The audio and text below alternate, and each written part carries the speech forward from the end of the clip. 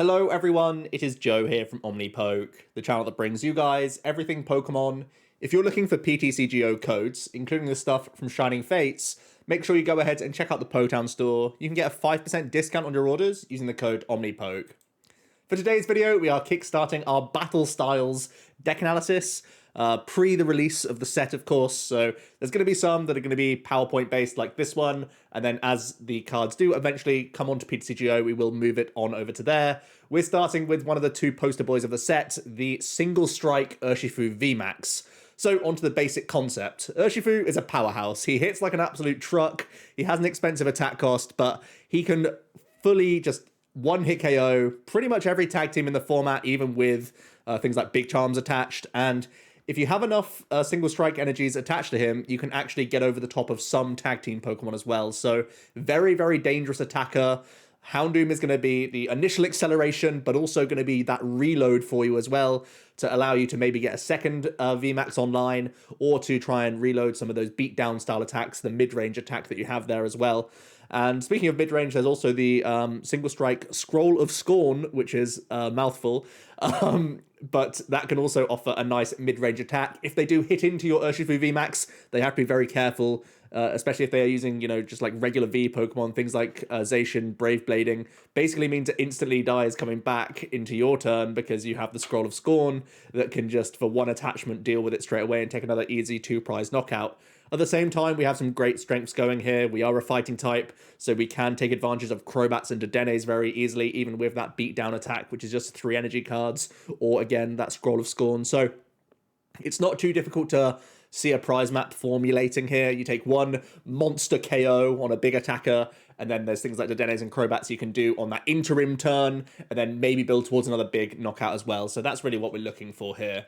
So straight into the Pokemon, it's quite setup reliant, so you really need to lean into this line as much as possible. So we are going to play a 4-3 line of Single Strike Urshifu VMAX. The regular V up here has 220 hit points. It has the really nice attack Laser Focus. For 1 fighting energy, you get to search your deck for up to 2 fighting energy cards and attach them to this Pokemon, then shuffle your deck.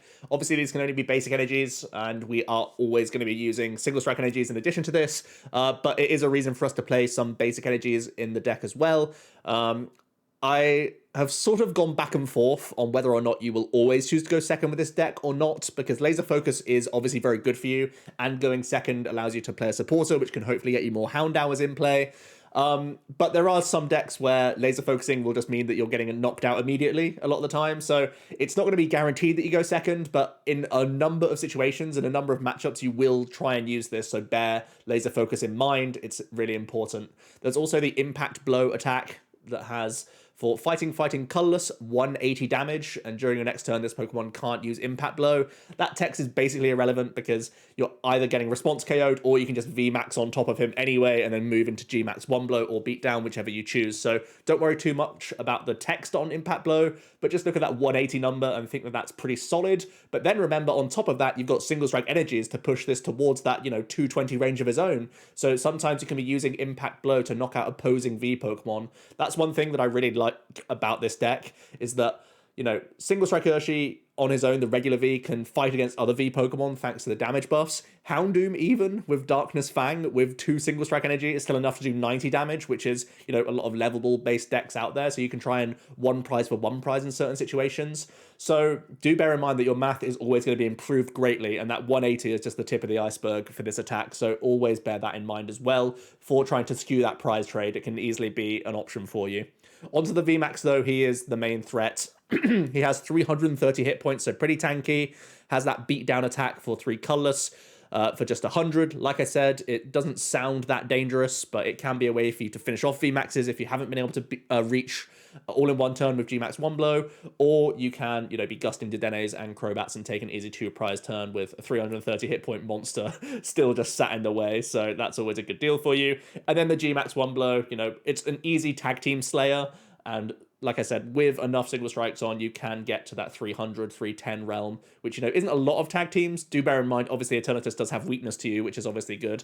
So that is, it's really only Centiskorch and other Urshis that stay out of range for the most part, because even like Victini, for example, has 310. You can reach on that with 3 single strike energies on, which isn't out of the realms of possibility. So yeah, really huge chunk of damage, 270 base with the singles on top, and you do discard all from yourself. So you are yeeting everything off, and you are going to require things like Houndoom and Urn of Vitality to get you those energies back into the deck to make that reload happen. But it is possible, and like I said, beatdown isn't bad, that you can charge up in one turn if you have 2 Houndooms in play, or if you've early game laser focus into that GMAX 1 blow, and hopefully Houndooms are still waiting in the wings for you there. And of course there's the Raging Scroll, so don't think that he's like completely useless as soon as he's used that GMAX 1 blow. It's far from it. He still can be a big threat, especially if the opponent can't gust him out the way. So yeah, very solid stuff. Then we have the 4/4 Houndoom. You absolutely need to max this card out, because your win condition oftentimes relates to how many Houndooms you get in play by like turn 2 or 3, especially if you haven't been able to laser focus. You really need to get these online quickly. So you want to max out counts of these. The Single Strike Raw is the build around ability here. You get to search your deck for a Single Strike energy and attach it to one of your Single Strike Pokemon, then shuffle the deck and put 2 counters onto that Pokemon. The 2 counters may feel a little bit counterintuitive and not helpful, but it actually can help your Single Strike Scroll, so do bear that in mind. Sometimes it even pushes that damage output for essentially an outrage style attack is what we're thinking about here. And let's not forget these attacks. 1 for 40 is actually okay against Mad Partiers if you actually attach a Single Strike energy to this guy, and 2 essentially for 90 if you have 2 Single Strike energies. Again, good for level ball attacking Pokemon, so don't count these out in 1 prize v 1 prize matchups. It's going to be reasonable for you to try and just lead out with as many of these as possible. From there, we're playing 1 copy of Jirachi GX, just in here for the Psychic Zone ability, so that we are not getting crippled by that awkward psychic weakness that the Urshis both share. Because Mewtwo and Mew VMAX, what am I talking about? GX is going to still be a really prevalent card. Lightning decks will probably remain in the format, and they will just try and use Mewtwo, even if they're not hitting the Urshifu for weakness. At least they're not getting hit back for weakness. More so relevant for the Rapid Strike than the Single Strike, because this will knock out regardless for the most part.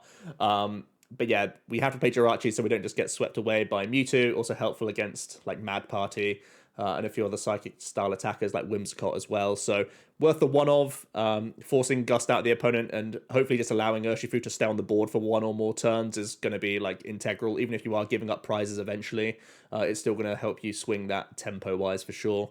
We then play 1 copy of Crobat V for Dark Asset to draw some cards, and 2 copies of the Dedenne GX for Dedenne Change for a similar reason. Onto the trainers, we are playing 1 Great Catcher, just for some additional gusting in here. 3 copies of Switch, just to move in and out of our guys, and I do still think Raichu will have a place, so getting out of Paralysis is still important. A ton of search options here, because like I said, Houndooms are a huge priority. So we've got a couple Evo Incense, it can obviously get Houndoom as well as the VMAX, and then we have the Comms and the Quick Balls to try and get an army of Houndours out as quickly as possible. I have had Great Balls in here previously, and if you max out all of your counts, you have decent odds of hitting all of those outs, especially early game Houndours. So potentially the comm leads you more down the alleyway of trying to use that laser focus more, and maybe you are a just go second kind of deck. But at the moment, I think these are the best search options available. And then for all the new Single Strike cards, we have the Urn of Vitality, allowing you to shuffle 2 Single Strike energies from a discard pile into your deck. You want them in the deck because Houndoom can immediately fish them into play that way. And naturally, you're going to be discarding these with, researchers, Dedenne's Tower of Darkness, and of course, your own VMAX discards them, and any knockouts you suffer as well. So really important to have a high count of this. It's actually not unreasonable to think of having 4 copies of the Urn in the deck, because it's actually just that good and important to hit on the right turns. At the moment, I'm playing the 3 count and just hoping to get away with it, to be honest with you, but I could see a 4th copy coming in. At the moment, I'm valuing as much deck space committed to search as possible, because this is a heavy setup-based deck. Next up, we have that Scroll of Scorn, which I have mentioned a couple of times. I may have called it Raging Scroll as well, mistranslation. But the attack that you gain by attaching this to your Urshifu VMAX is excellent. Furious Anger does 10+10 for each damage counter on this Pokemon. Houndoom is naturally damaging itself, well, helping you damage the Urshifu, and whenever you take a hit, which is likely with the amount of hit points that you do have, this can be an easy way to, even if you are just gusting up the Dedenne's Crobats, like I keep mentioning, even on small amounts of damage, you can get KOs, but again, setting up opposing VMAXs or just taking out regular Vs that hit into you, especially Zacian, a really important one. Yeah, it's going to be an excellent, efficient tool for you. And then we are playing just 2 copies of Tower of Darkness. I've thought about leaning more heavily into Tower of Darkness. I do think it's an excellent stadium card for allowing you to get some additional card draw. It allows you to discard a single strike card from your hand and draw 2 cards. So any excess scrolls, excess urns, excess, sometimes you have urn in hand and there's already 1 single strike energy in the discard pile, and you have an excess energy in hand as well. You can just toss the single strike energy to the tower and then earn the both back straight into the deck. Any excess Houndours, Houndooms, Urshifu VMAX, those sorts of things, you can just toss them with the tower to draw a couple cards. And I think this is nice stamp proofing as well. I do think the card is solid. I've been as high as 4 count in here. I'm still a little bit worried about the amount of swell in the meta, so I'm not committing fully into the tower. But I do think we have, a really high number of outs to actually draw a couple cards here. We're playing the 4 energies, the 3 urns, the 2 scrolls, the second copy of the tower that can discard itself to draw 2 cards. And then we have, 15 Pokemon, the 4/4 Houndoom, the 4 Urshi, and the 3 VMAX. That you could all just bin for 2 cards. That's a ton of outs. Think about like Scorched Earth back in the day. Typically decks wouldn't play more than like 14 energy, so Tower of Darkness just has way more live targets for you to just draw a couple cards, and that's never a bad thing, especially when you're combo based. And again, if you are choosing to go first with this deck, Tower of Darkness getting you a couple extra cards to work towards Houndours and stuff, going to be super duper important. So I do think it's worth the include, not leaning fully into it just because I'm not convinced that Swell won't still be a big factor in the meta. At the moment, it's obviously a huge stadium that many decks are playing, and I don't see that changing massively in future. Onto the supporters then, just the standard stuff really. 3 copies of Boss's Orders, 3 copies of Marnie, and 4 copies of Professor's Research. Not too much to be said here. These are the bread and butter supporters you'll be seeing in most decks, and we're going to follow suit here. Onto the energy, we are playing the 4 single strike energies, a crucial part of the deck, of course. Houndoom is going to be pulling them straight out of the deck. Obviously, you can manually attach these as well, just as strong energy cards. They count as dark and fighting, so like I said, you can use it to attack with Houndoom as well as with your Urshifus.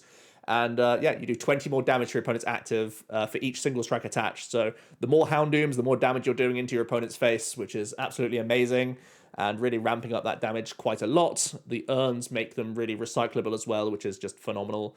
I'm playing 1 copy of Stone Fighting Energy. I feel like it's slightly better than just a 5th copy of Basic Energy, seeing as though there'll be a number of games where you're forced to go first, either by your opponents wanting to go second themselves or making you not have laser focus. And in those situations, that extra 20 hit points may just be a saving grace for you. You may think that, just playing the 5 basic is kind of fine. Again, it kind of protects you around just drawing too many basic energies in the opening turns or prizing too many, and then you laser focus for only like 1 target, and then you do feel a little bit sad.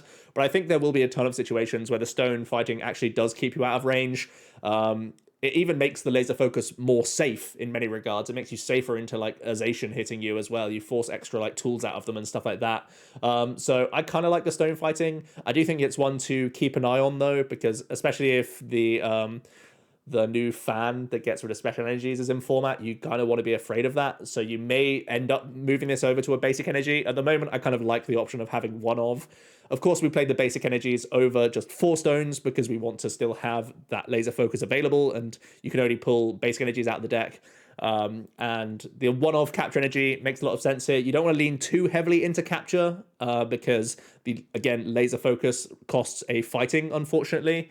And there's only 1 colorless attack cost in the GMAX 1 blow, so don't get too carried away with captures, but it's a nice addition here, especially, again, if you are going first. Extra ounce to Houndour is always welcomed, and in panic situations, it's going to get you your Urshi online quickly, even if you have to attach to Houndour or something like that. So, yeah, do bear capture energy in mind. It's worth the one of, I'd say. Here is the full list then. I'll also put it all in the description below as always, and we're going to move on to the tech options. Really, it's quite a bread and butter list here. Straight away, you need to chuck like 15 Pokemon minimum into the deck, and then you need to have your Dedennes, Crobats, and all that good stuff chucked straight in. So that does eat into a lot of spaces. You have to play your urns, you have to play your single strike energies. So that does eat into a lot of the spaces. So creativity rise, there's not too much you can go about with here. Stadium wise could be a big change. You could go for Dojo instead of the tower. Obviously Dojo isn't really drawing you too many cards, but it could be a nice way, especially if you've gone behind against an opposing VMAX deck, you could take a big swing back in your favor. My only real thinking is that you're already set up based, and I just want to get on the board more often, so I'm still sticking to the tower right now, but the Dojo could be big for huge swing turns. You could think about having Mew in here. Obviously, Rapid Strike Urshifu is potentially going to be a big threat in the metagame. The one thing I would say is that you're almost always prioritizing searching out Houndours and Houndooms anyway. That if you've just drawn into the Mew naturally, like that's kind of okay, but otherwise your board space is really tight. So against Rapid Strike, you're just hoping that your one Urshifu VMAX just makes a lot of mileage happen just with the Single Strike Scroll instead. So I think Mew isn't actually that mandatory for the matchup. You kind of have to play it yourself because it's not intuitive that you don't need Mew in here. But sort of take my word for it that your ball search is committed to other things more often than not, and your Single Strike Urshi sits on board for so long against them because their damage cap is kind of low. Eldegoss is certainly an option. It can recover boss, so straight away that's worth thinking about. At the moment, again, it goes back to board space. You're ideally having like 2 to 3 Houndooms in play, an Urshifu, and then, you know, the Dedennes and Crobats that you've used to try and get set up. So I don't actually think there's necessarily that much board space for Eldegoss. So again, unintuitive, but I would actually work in like a second copy of Great Catcher before Eldegoss.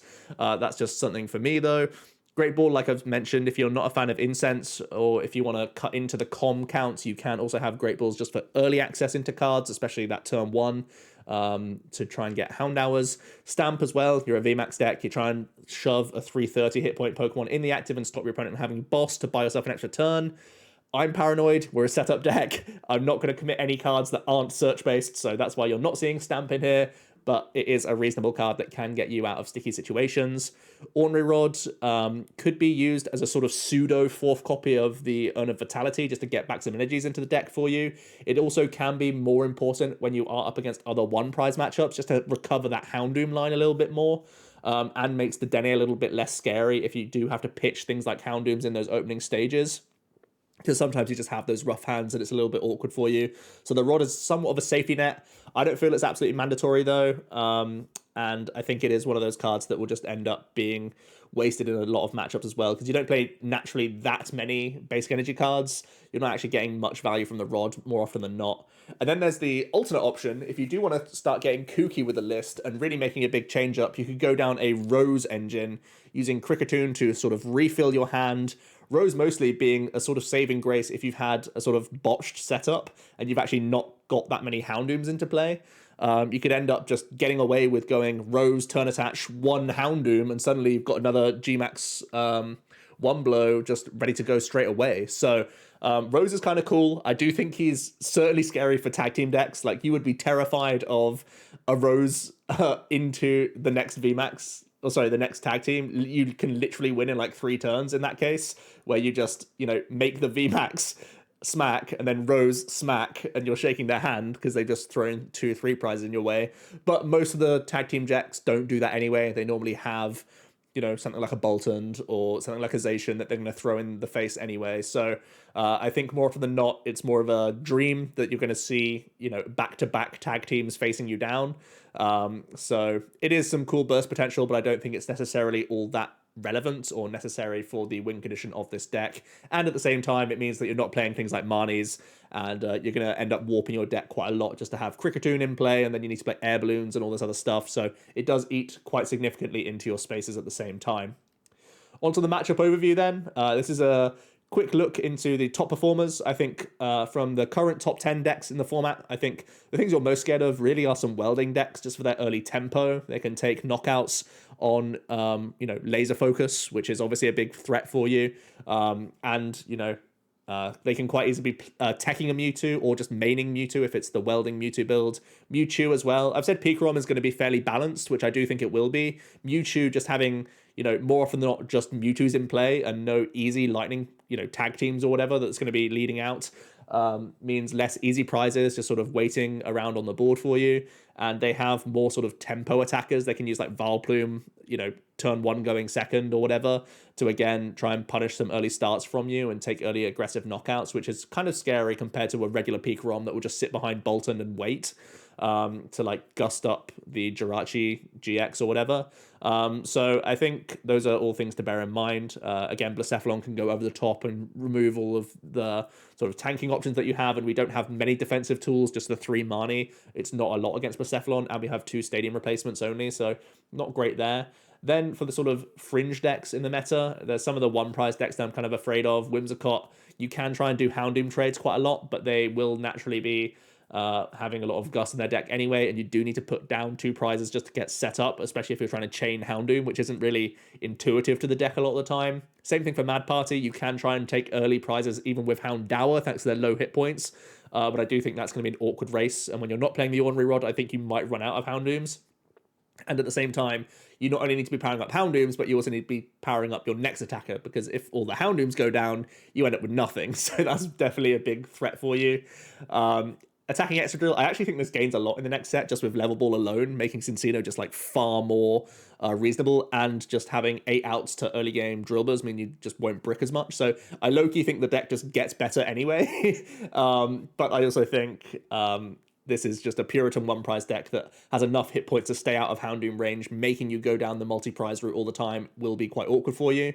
Muck Munch is basically Sanders' controlled deck, which is Munchlax with a lower Muck, trying to throw dolls in the way all the time.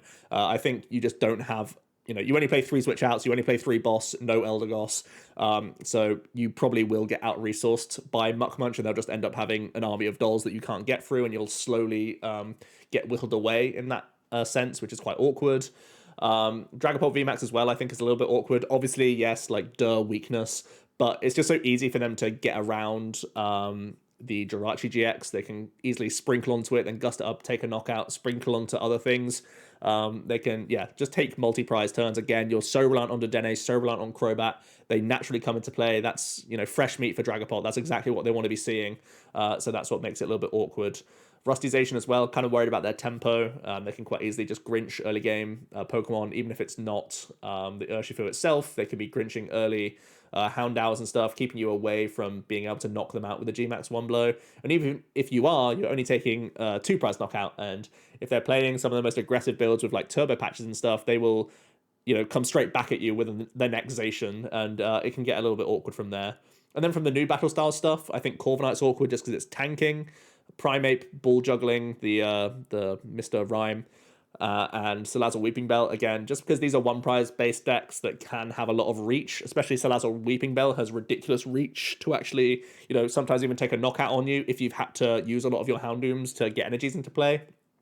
So these are some of the things that I think could pose a bit of a threat to the deck. At the end of the day, I don't think this is going to be, like a tier 1 deck. I think it's pretty good against some of the best decks, but against a lot of the fringe stuff, it will start to feel a little bit weaker. That's my main feeling right now, my fear for the deck. So that does lead me on to my closing thoughts. I think every single game you play with this deck, you're kind of just crossing your fingers that you just don't have a dud hand, because this needs to set up. You need to have a ton of Houndours early. You need to get those Houndooms on too. You need to find your VMAX. You need to get swinging. So, it's all about, sequencing in the right way, making sure you get those cards at the right time. You do have some incredibly scary board states, and you have, 2 attacks on the VMAX, 1 attack on the V damage-wise. The Houndoom can get in there with attacks. You've got that Scroll as well that can get cheeky at times. So there is a ton of attacking options in the deck. So you actually do naturally have a way into the game and a way to navigate every single game and situation that you are put into just by the variety of attacks that you have available. But basically it all comes down to the speed at which you get your Houndours and Houndooms into play in the first place. Because if none of that happens, you're sort of stumbling at the first hurdle and not doing too much. You're basically just submitting prizes to the opponent by, shouting laser focus, hoping they can't knock you out immediately when, it wouldn't be too many combinations of pieces for them to just instantly wipe out 3 energies straight away, take 2 prizes, and then you're kind of in trouble.